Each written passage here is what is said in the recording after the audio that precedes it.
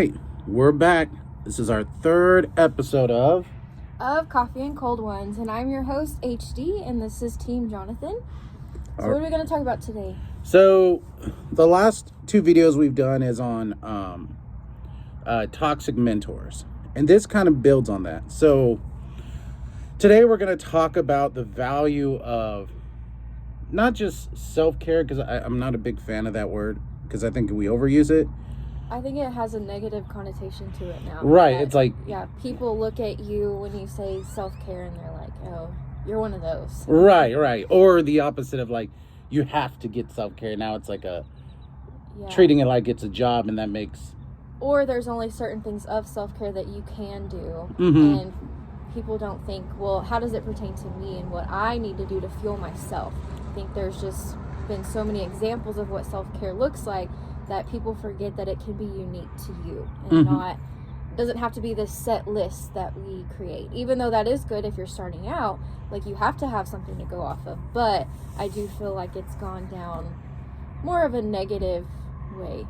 Exactly. I agree. Because I think like when you're starting out as a therapist, or, you know, if you're doing your master's program, and even just, I would say in life, when you're building your career, like those first couple years, so deep into it. Right.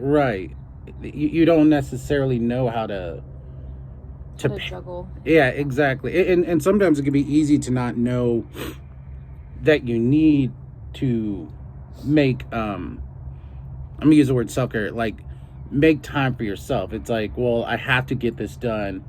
And usually probably at that point in your life, maybe you don't have a ton of money, and so it's like, okay, I gotta work my butt off to pay my bills, and which is great at the time, but then you don't realize sometimes how much you're losing yourself sometimes, or maybe not sleeping as well or eating as well. Yeah. Which is why we can, like, the idea of self-care can be so distorted, because it's like, oh, well, to take a vacation, I don't have money for vacation, or I need to, you know, buy something or go somewhere, and it doesn't have to be that way. Like, there are other ways that we can take care of ourselves. Right. And I've learned, you know, like when you think about vacation, right, is like you think about, okay, I got to drop all this money right now, and ignoring the fact that there's programs out there where like you pay it monthly, you know what I mean? And you may be like, well, because I'm not making it a priority, maybe I'm not looking at options, you know, or things I could do.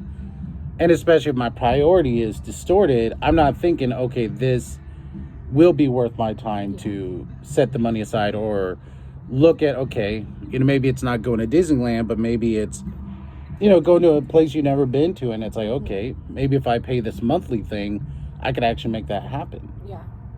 Or even just things for free. I think we forget that there's so many things that we can do to take care of ourselves that don't cost anything. But I mean, I think with the social media age and everything, so everybody's trying to make money on something, and I think we get lost in that idea of, well, I have to have money to take care of myself. I have to have money to have fun or to do things that I want to do, and we do forget of the free options that there are. Exactly. You know, because like I know here in Lubbock, you know, you have, you know, I think the Tech Museum is free to go to. You know, or even just this park we're at, you know, they have outdoor exercise equipment here. Well, going back to tech, so if you are a student, like there are things that just come with your tuition. Like just because you're a student, you get to participate in things that are free of cost to you because you're a student. And that goes for being a master's student as well. Exactly. And so our topic is recreational activities for therapists, those in college, and even just, I think, any professional. I mean, to tap into your creative side. So what are some recreational things we can do to tap into our creative side that fuel us, so we're not draining ourselves, without having to feel like you have to pay all this money to take care of you. Exactly. Because like I think sometimes when we think about recreational activities, we think maybe like going to the gym, or, you know, maybe being involved in a sport, you know, which are good things to do. But I think, you know, like when you go to the gym, like you put pressure on yourself, you know, or even sometimes, if somebody's got like body dysmorphia, then, or, It may not be a healthy thing for you. Going Right. to a gym, even though physical wellness is good, going to a gym may not be like a healthy thing for you to explore that outlet. Exactly, and kind of like, because I know some people, they play like frisbee golf or go to the park, and I think that adds a level of recreation that you don't get in the gym. You know what I mean? Because it's something you do as a kid. Like, it's a part of. Yeah. Well, and there's that sense of bonding with other people. Mm-hmm. And I like that word, that bonding with other people, because I think, when I was doing a master's degree or even my bachelor's degree, like, you spend a lot of that those years just around the people you're in school with, or doing only people that are affiliated with your specific interest in that degree program or whatever it is. We're getting a little soundtrack over here. I know, right? Homeboy's I like don't know if they can hear it, but legit vibing over there, but people, hey, they're doing recreation. Self-care, it's free. They're at a park. I mean, they probably had to pay for their gas to get here, but yeah, for sure they they are did. enjoying themselves. They are fueling themselves. Right. So, what are, when you think back to when you were, doing your bachelor's or your master's degree, or even just like, doing internship, how hard would it have been? Like, did you make recreational activities a priority at all, or? I think at that age and that maybe social circle I was in, I think drinking was a big, like, we need to let loose and get drunk. And so, like, drinking became like your weekend thing with your friends. That's how you bonded with them. That's how you spent your time, and it can be very damaging. I mean, I'm not saying that you can't go out drinking or can't have a drink with friends, but I think it's really easy to get caught up in that's the only thing there is to do, and that's incorrect. Right. And I think sometimes people pick that, or partying, because it's easy. It's easy. And it's one of those, like, when you think about it, like, I mean, if you go to the bar and stay there till 2 a.m, like, that's not easy. Like, that's hours you spend, like.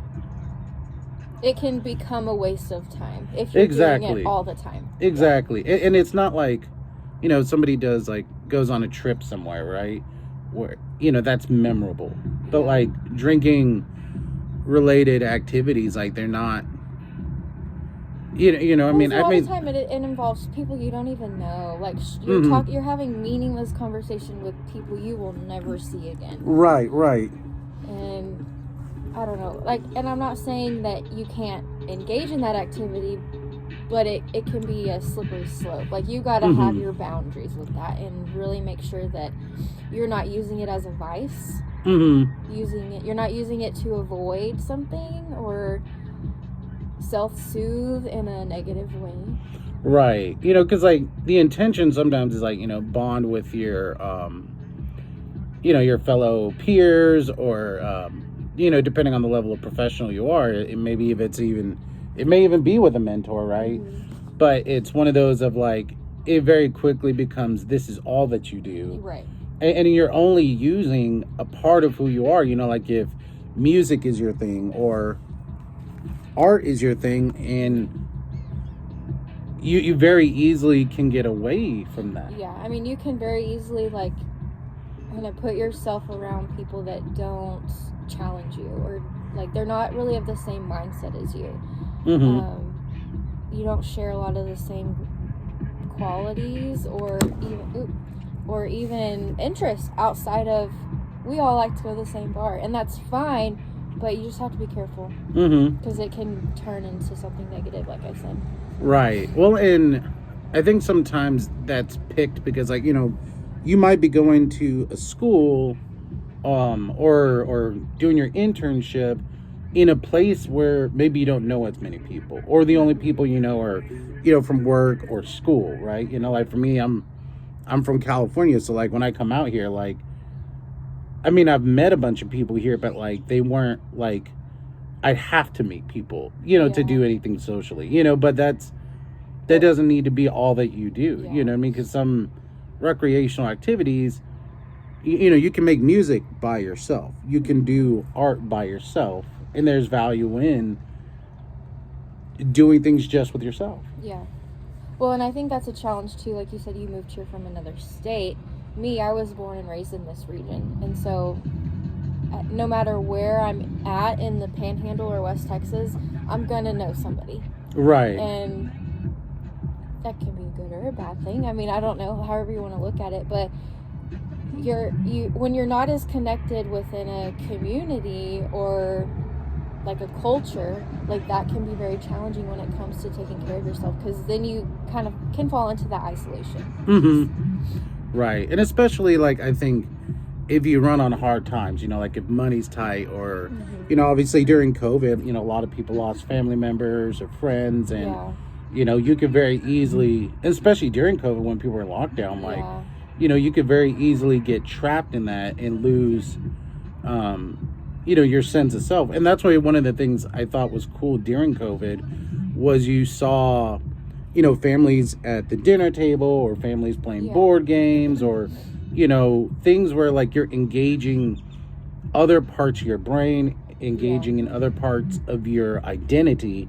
And I think in the work we do, especially in the mental health field, social work, you know, medical field, you become your occupation, or you know, I'm a master's student, or I'm a PhD student, or I'm a, you know, whatever, you know, bachelor student. So, you know, like that's it, you know, or like in your case, like being a school counselor, like that becomes all that you are, and that's all that you are and all that people view you as, which can be very frustrating too. Exactly, right? Because then it's, you know, in some cases you're expected to know everything, and, you know, nobody's like that. Nobody knows everything. Yeah. Well, and you have to have other interests, because then, like, when people think, oh, well, she's a school counselor, or oh, she has her private practice here in town, and that's all you're allowed to do, that's all you're allowed to be, like, yes, that is your role within that community, but that's their perception of that role. Like, you have to have your own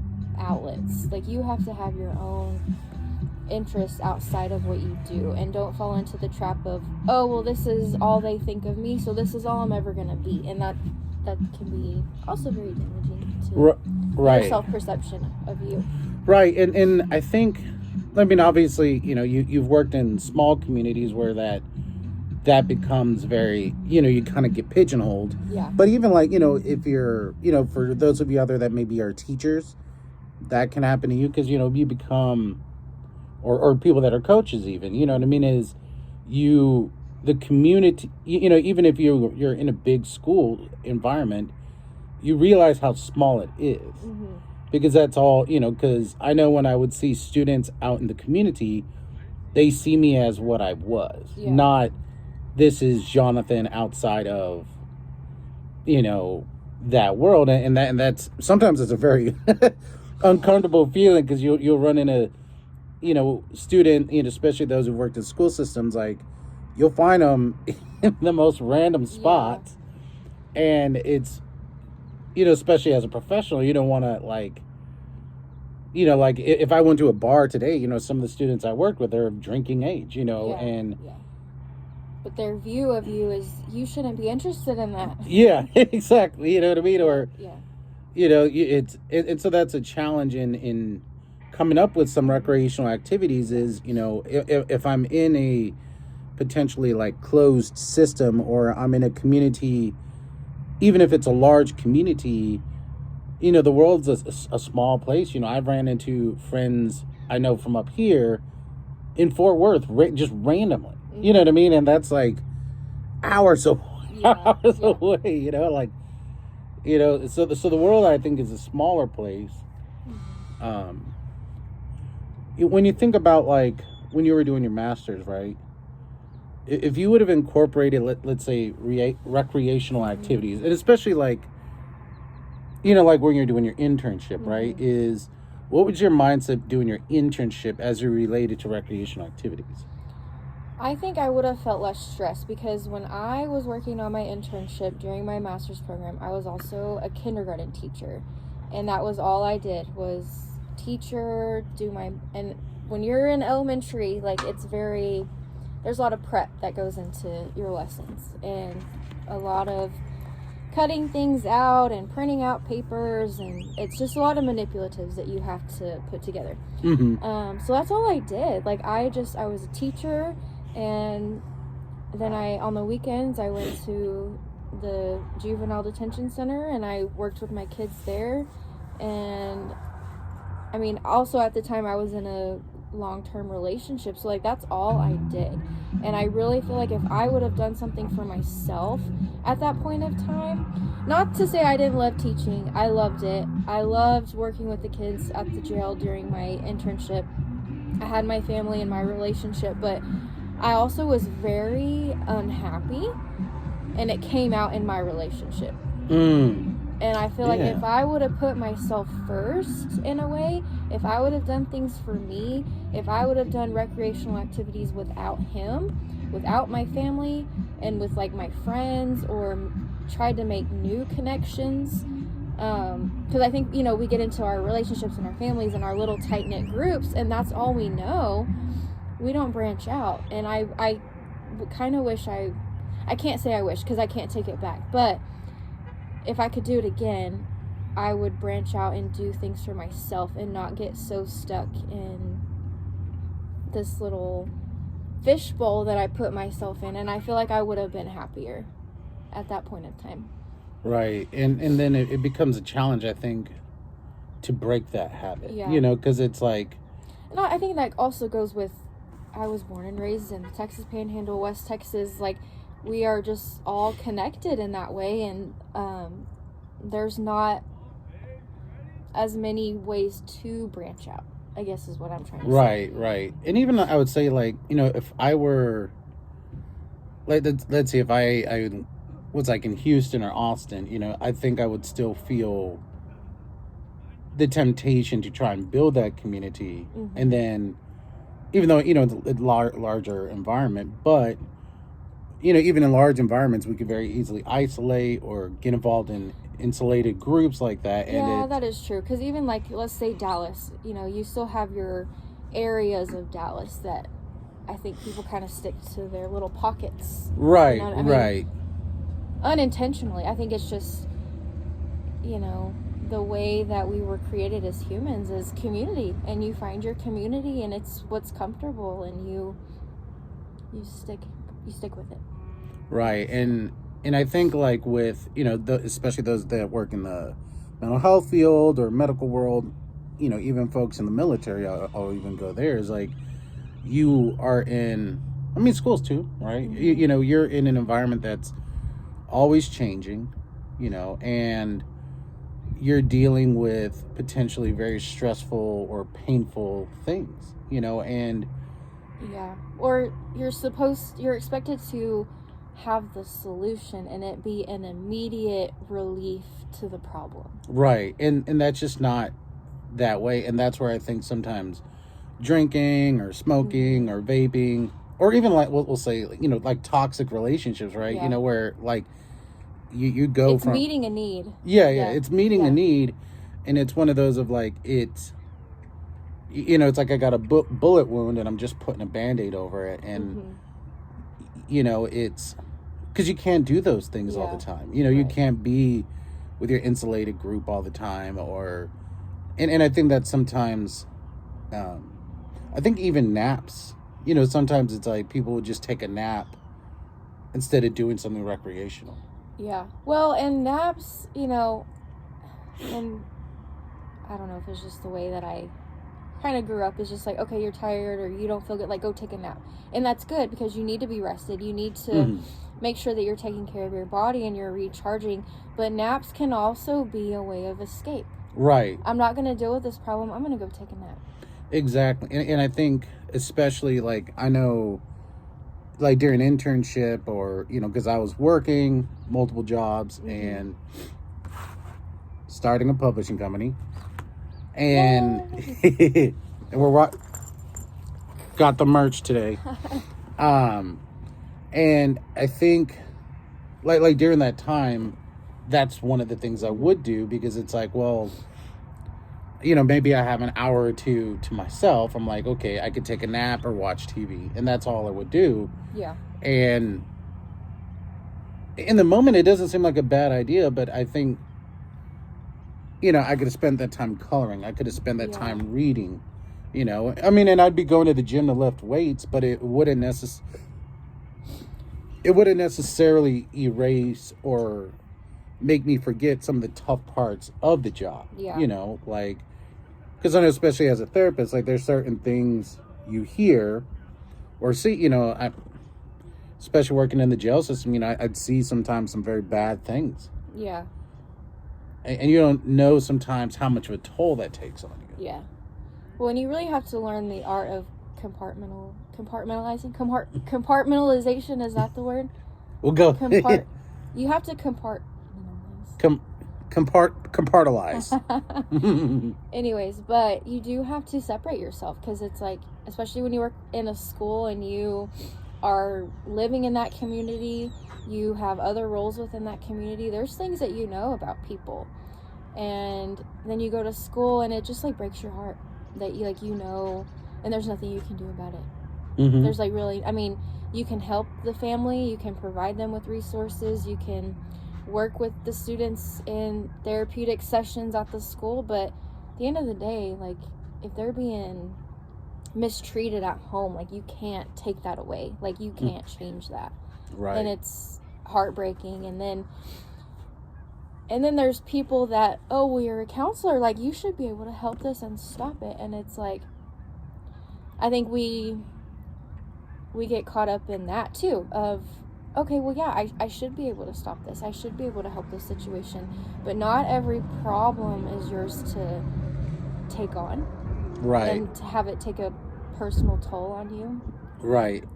And, the reality being is, like, it requires you to be very intentional with those recreations, because, you can't... I can't go home and dwell on... Right. Yeah. And I used to think at different times I was really good at that, but I did find, like, after a while, it really builds up in your mind. Like, you start to feel real stressed, or maybe you're very short with your family or people you care about, or things that normally wouldn't upset you as much now do. And really what's happening is, it's like you're dying inside. Your stress levels are up. And that's where, I'm gonna be clinical for half a second, is like, that's where you can sometimes develop anxiety or depression. Because I can't tell, you probably have seen it too, like, I can't tell you how many people I know that got stuck there, and now they're taking, not that there's anything wrong with taking medications for it or seeing a therapist, but, like, that's what got them there. Not choosing to get a therapist or get on medication. It was ahead of time. Like, you gotta be proactive, not reactive. Right. Because even sometimes with me, like, I'll get into my feelings and emotions, and something will come up about, my past or something that I've gone through, and I'm like, why is this still bothering me? Well, it's because I have triggers that are triggering it, and I never dealt with it. I didn't take the time for myself and engage in recreational activities to help myself heal from things. We just think, well, we just have to move on from it, and that's not how it works, because they come up again. Exactly. And now, in part 2 of the video, we're going to demonstrate a recreational activity. Peace. I'm enjoy this life, because the devil said, we never would. Summertime feeling sublime, walking in the sun's light, feel the sunlight on my face, shining bright with the sunshine. I'm walking on cloud 9, cause the sun Christ give me grace.